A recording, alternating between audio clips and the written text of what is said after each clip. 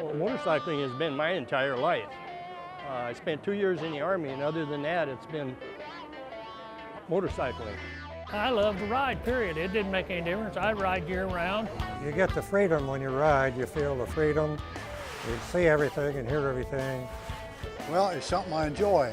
And a lot of people like baseball, some like football, and they follow it. And I don't care. I care less for that kind of stuff. But I love motorcycles, so that's the reason I do it. The freedom of motorcycling, the freedom of the feeling that you get when you ride, that's what it's about. And it's one of those things, one of the old sayings, there was a t-shirt back in the day that said, if you have to ask, you wouldn't understand. If you ride, you understand. I started riding in 1954 when I was 14 years old. I'd asked my dad for a new bicycle. I came home from school one day and Dad sent me out in the garage to get something. And typical kid, I argued about going out in the garage, why do you need this? And so when I went out there, here was a little Harley 165. And that was my start of it. And I've never been without a motor, at least one, since then. I went and watched the hill climb with my brother, and I said, well, I'd like to try that sometime when I get older, you know. So eventually, that's what I did.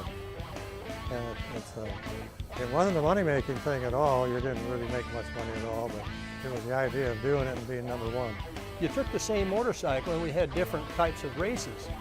And you would maybe on a Friday night run a short track race on a quarter-mile track, and on Saturday you may have a half-mile race, and on Sunday you may have what they call a scrambles or a hill climb.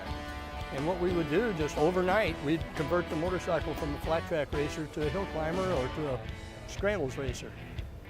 That makes me feel good, and it makes me feel good that I'm still getting around as good as I am, because so many crashes that I was in, you know. I'm 83 now, so it's been rough, but I had fun doing it. Back when we were riding, things used to be so much different. We were like a big family. If you had a problem, somebody'd come and help you. One year out the state championship on the flat track out there, the state championship was a separate race from the heat and feature. Well, when I crossed the line when I won the feature, and the clutch blew on mine. And instead of being out, the guys got together and said, hey, you just go sit down and rest. We took the clutch out of another bike and put in mine. And if it hadn't been for them doing that, I wouldn't have won the 5 state. So it was one of those things, you know, it was more friendship and fellowship.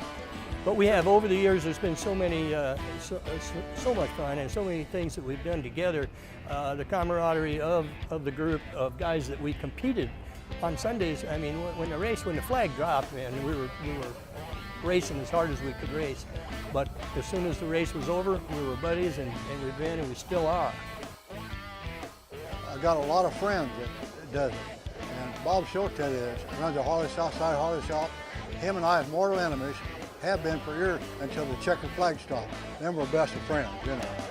And I've got a lot of guys like that.